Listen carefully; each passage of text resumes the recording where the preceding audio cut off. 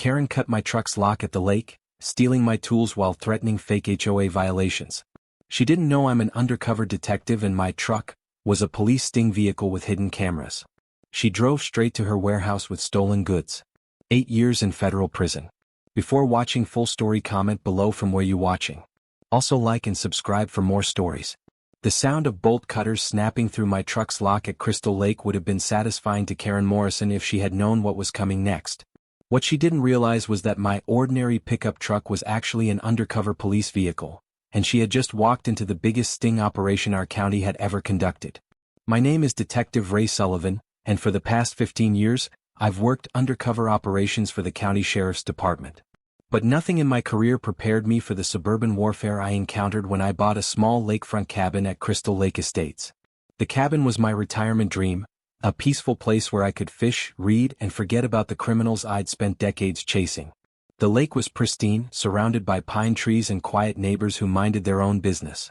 That peace lasted exactly 3 weeks. Karen Morrison lived in the largest house on the lake, a sprawling mansion that dominated the shoreline like a fortress. She was the self-appointed president of the Crystal Lake Homeowners Association, a position she wielded like a weapon against anyone who didn't meet her standards. My first encounter with Karen came when she marched onto my property without permission, clipboard in hand, to inform me that my cabin violated 17 different HOA regulations. This rustic look might have been charming 50 years ago, she announced, making notes on her clipboard, but Crystal Lake Estates is a premium community. We have standards to maintain. I looked at my perfectly legal, well-maintained cabin and tried to stay calm. Ma'am, what exactly is the problem? Her list was ridiculous. The cabin's natural wood siding was inappropriate for the community aesthetic. My small dock needed to be upgraded to match neighborhood standards. Even my mailbox was apparently non-compliant with current regulations. You have 30 days to address these violations, she concluded, or the HOA will take enforcement action. I politely explained that I had reviewed all HOA documents before purchasing the property and found no regulations that my cabin violated. The regulations have been updated, Karen replied coldly. I'll send you a copy of the new requirements. That's when I realized I wasn't dealing with a legitimate homeowners association. I was dealing with a scam artist who used fake authority to intimidate her neighbors into expensive improvements that benefited her personally. Over the next few weeks, I did what I do best. I investigated. The updated regulations Karen sent me were clearly fabricated. They required all lakefront properties to use specific contractors for any work, contractors who turned out to be owned by Karen's husband's construction company. The fines and fees she threatened were astronomical, designed not to be paid, but to force property owners into costly compliance projects. I started talking to other residents and discovered a pattern of harassment going back 5 years. Karen had systematically targeted anyone who didn't fit her vision of Crystal Lake Estates, using fake regulations and intimidation tactics to drive them away or force them to spend thousands on unnecessary improvements. The Hendersons had been forced to replace their perfectly good deck with an expensive composite version, required by new fire safety codes, that didn't actually exist. The Yamadas had paid $8,000 to repaint their house after Karen threatened massive fines for color violations. Most heartbreaking was elderly Mrs. Chen, who had sold her family's lake cabin at a loss after Karen's harassment campaign made her too afraid to stay. But the worst part was that Karen's tactics were technically legal. She used fake documents, verbal threats, and social pressure rather than actual fraud, making it nearly impossible for victims to get help from law enforcement. That's when I decided to take matters into my own hands. As an undercover detective, I had access to resources that regular citizens didn't. More importantly, I had 20 years of experience catching criminals who thought they were too smart to get caught. Karen's weakness was her greed. She couldn't resist targeting anyone who looked vulnerable or uninformed about their rights. So I decided to give her exactly what she wanted, a perfect victim. I started by making myself look like an easy target. I parked my personal truck, a beat-up 1998 Ford pickup, prominently in my driveway where Karen could see it from her house. I let my grass grow a little longer than HOA standards typically required. I put up a small shed in my backyard without asking anyone's permission. Most importantly, I started acting like someone who didn't understand his rights and was intimidated by authority figures. The bait worked perfectly. Within a week, Karen was at my door with a new list of violations and threats of legal action if I didn't comply immediately. "That truck is an eyesore," she declared, pointing at my pickup. Commercial vehicles aren't allowed in Crystal Lake Estates. It's not a commercial vehicle, I protested mildly. It's just my personal truck. It looks commercial. That's what matters. You need to park it somewhere else or face a $500 daily fine. Where am I supposed to park it? This is my driveway. Karen smiled coldly. That's your problem. You should have thought about that before you bought property in a community with standards. Over the following weeks, I continued to play the role of confused victim while secretly documenting every interaction, threat, and fake regulation Karen threw at me. I recorded phone calls, photographed fake documents, and built a case that would have made any prosecutor proud. But I needed more than documentation. I needed to catch Karen in the act of actually breaking the law. Karen's frustration with my non-compliance grew with each passing day. The fake fines she levied were now reaching into the thousands, and she was becoming increasingly aggressive in her demands. You're making this harder than it needs to be, she warned during one of her visits. Other residents are starting to complain about your property bringing down their home values. I played my role perfectly, acting concerned and confused. What can I do? I can't afford all these fines and improvements. Sell, she said simply. I know someone who might be interested in buying your property. Cash offer, quick closing. The someone, I later discovered, was Karen's husband's development company. They had been using this scam to acquire lakefront properties at below-market prices, then flipping them for massive profits. But I wasn't ready to spring the trap yet. I needed Karen to do something undeniably criminal, something that would hold up in court regardless of her claims about HOA authority. That's when I had an idea that would require help from my colleagues at the sheriff's department. I approached my captain, Maria Santos, with a proposal for an unusual undercover operation. Let me get this straight, she said after I explained the situation. You want to use department resources to catch an HOA president who's been harassing lakefront property owners? It's fraud, Captain. She's using fake documents and threats to extort money from residents. Some of these people have lost thousands of dollars, and at least one elderly woman was forced to sell her home. Captain Santos was quiet for a moment, reviewing the evidence I'd compiled. This is good work, Ray. But what exactly are you proposing? I want to set up a sting operation. Give me an undercover vehicle that looks like a regular civilian truck. Let me use it as bait, and see how far Karen is willing to go to enforce her fake authority. The plan was approved within a week. The department's fleet included several civilian-looking vehicles used for undercover operations, including a pickup truck that was identical to mine except for the hidden cameras, GPS tracking, and law enforcement equipment concealed throughout. The truck also had a special lock on the tailgate, one that looked normal but was designed to detect and record any tampering attempts. I parked the Sting vehicle in my driveway and waited for Karen to take the bait. Karen's patience finally ran out on a Friday evening in late October. She had spent weeks escalating her threats about my non-compliant truck, and I had continued to play the role of someone too intimidated to fight back but too stubborn to give in. The final confrontation came when she appeared at my door with what she claimed was an emergency HOA meeting resolution, authorizing the immediate removal of my truck from the property. The other residents are fed up, she announced, waving the fake document. Your truck is being declared a public nuisance. You have 24 hours to remove it, or the HOA will have it towed at your expense. I read the document, which was clearly fabricated, and tried to look defeated. Karen, I don't have anywhere else to park it. Can't we work something out? You should have thought of that months ago. 24 hours, Ray. After that, your truck disappears. That night, I called Captain Santos to confirm that all surveillance equipment was active and that backup units were positioned around the lake. Remember, she warned, we need her to actually commit a crime. Threats and fake documents might not be enough for a conviction. Don't worry, Captain. If I know Karen, she won't be able to resist the opportunity to show me who's boss. I was right. Saturday morning arrived gray and overcast, with a light rain that made the lake look mysterious and foreboding. I made a point of leaving the house early, driving my personal car to town to make it obvious that the truck was unattended. The hidden cameras captured everything that happened next. At 10:47 a.m., Karen emerged from her house carrying a large pair of bolt cutters and walked purposefully toward my driveway. She spent several minutes examining the truck, checking to see if anyone was watching, then positioned herself at the tailgate where my lock secured a toolbox. The sound of the bolt cutters snipping through the lock was picked up by sensitive microphones hidden throughout the vehicle. But Karen wasn't done. After cutting the lock, she opened the tailgate and began going through the contents of the truck bed. She removed several items including a fishing rod, some tools and a cooler, and loaded them into her own vehicle. Then she did something that turned simple theft into something much more serious. She got into the driver's seat of the truck. What Karen didn't know was that the Sting vehicle was equipped with a kill switch that prevented it from being driven by unauthorized users. When she tried to start the engine, nothing happened. The hidden cameras captured her frustration as she tried repeatedly to start the truck, checking the gear shifter, turning the key multiple times, and even getting out to look under the hood. Finally, she gave up on driving the truck and settled for what she could carry.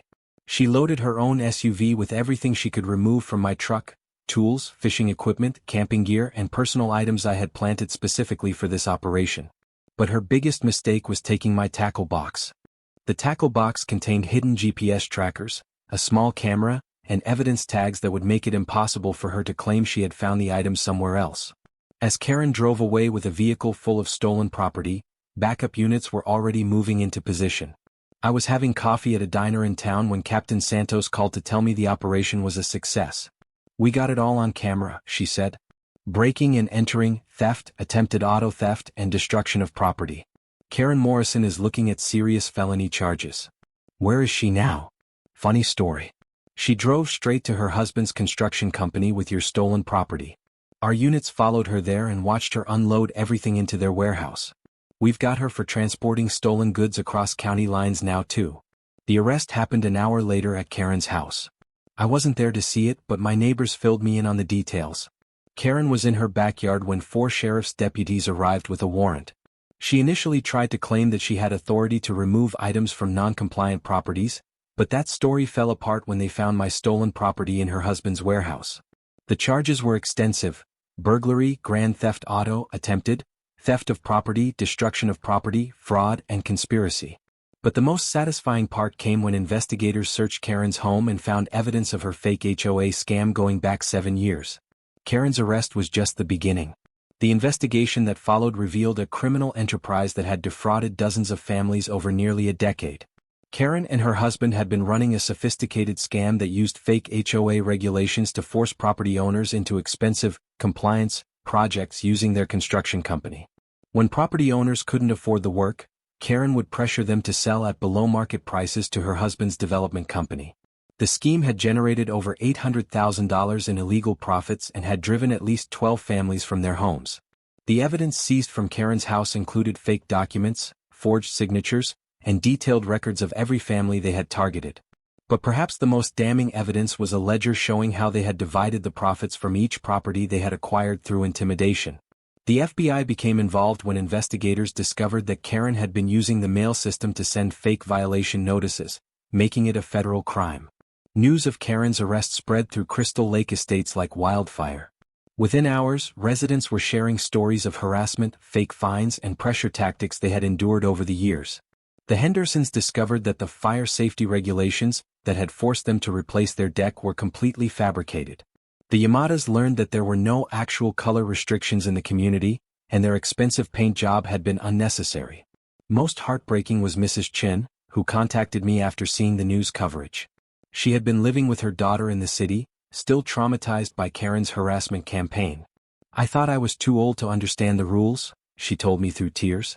"I thought I had to sell my family's lake house because I couldn't follow the regulations." I helped Mrs. Chun contact a lawyer who specialized in fraud cases. Within weeks, she had filed a civil lawsuit seeking damages for the loss of her property and the emotional distress caused by Karen's harassment. She wasn't the only one. As word spread about the fake HOA scam, more than 20 families came forward with similar stories. Karen's trial began 6 months after her arrest. The prosecution had an overwhelming amount of evidence, including video footage of the theft, recorded phone calls, fake documents, and testimony from dozens of victims. Karen's defense strategy was to claim that she had genuinely believed she had authority to enforce HOA regulations and that any mistakes were honest errors rather than intentional crimes. This defense might have worked if not for the evidence seized from her home, which clearly showed that she knew her regulations were fake and that she was deliberately targeting vulnerable residents for financial gain. The prosecution presented a compelling case that Karen and her husband had operated a criminal enterprise designed to defraud homeowners and steal their property through intimidation and fake legal threats.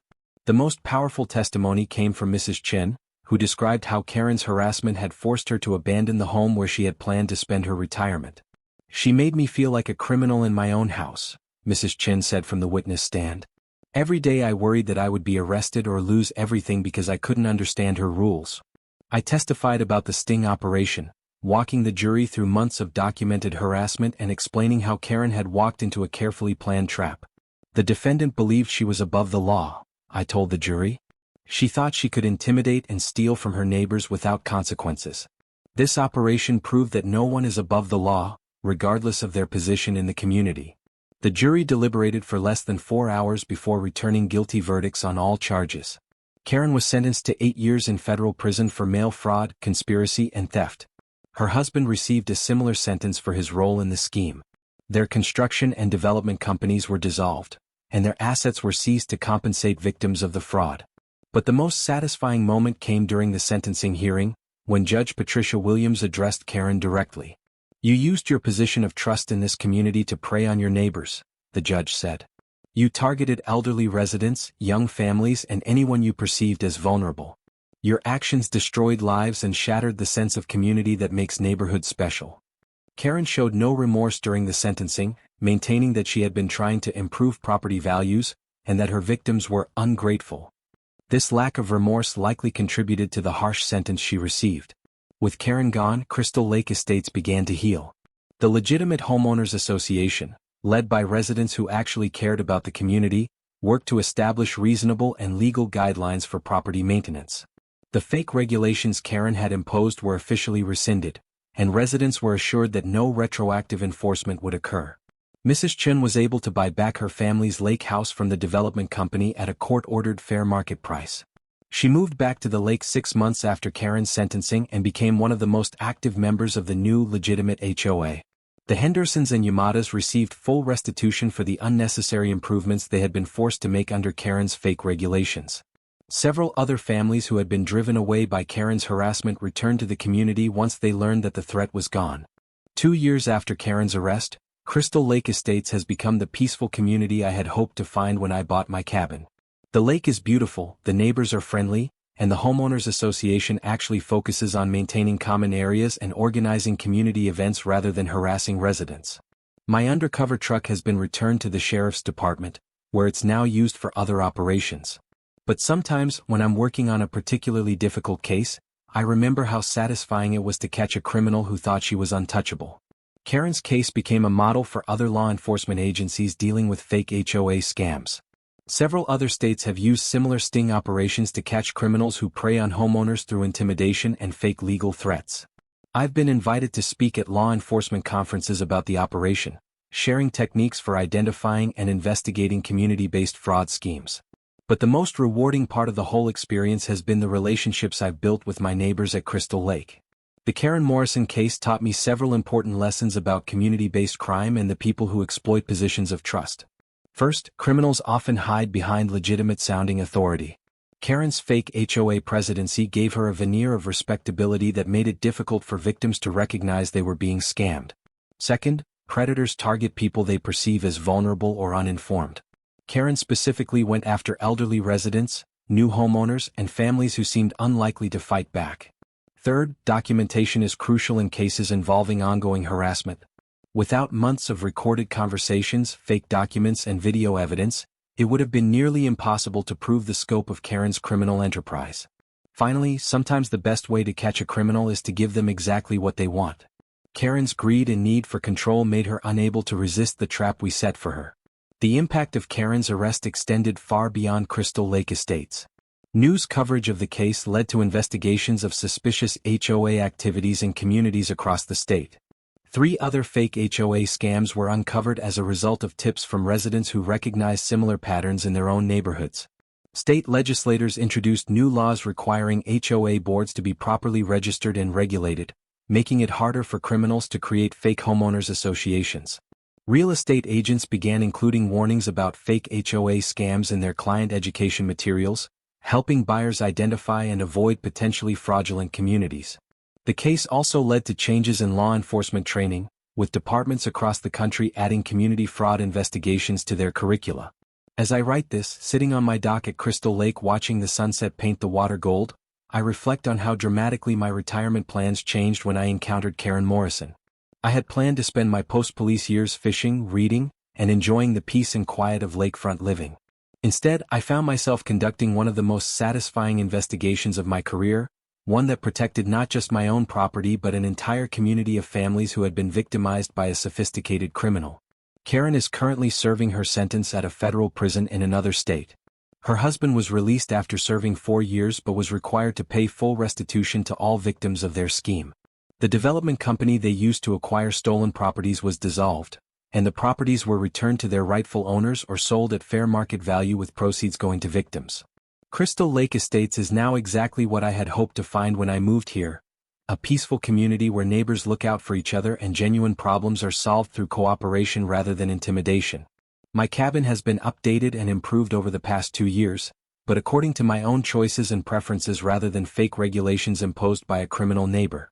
The dock where I'm sitting was rebuilt last summer using a contractor I chose myself, not one forced on me by someone claiming false authority. Most importantly, the community is safe from predators who would exploit positions of trust to steal from their neighbors. The sting operation that caught Karen Morrison required months of planning, sophisticated equipment, and careful coordination with multiple law enforcement agencies. But sometimes, the most effective way to fight crime is simply to refuse to be a victim and to use whatever resources you have available to level the playing field. In Karen's case, those resources included 20 years of undercover experience, access to surveillance equipment, and the patience to let a criminal's own greed and arrogance lead them into a trap. The sound of bolt cutters snapping through that lock was indeed satisfying, not because it meant my property was being stolen, but because it meant a long-running criminal enterprise was finally coming to an end. And that's a sound I'll never forget. Detective Ray Sullivan retired from the Sheriff's Department in 2023 and now works as a consultant helping communities identify and prevent HOA fraud. He still lives at Crystal Lake Estates, where he serves as the volunteer coordinator for the Legitimate Homeowners Association's annual fishing tournament.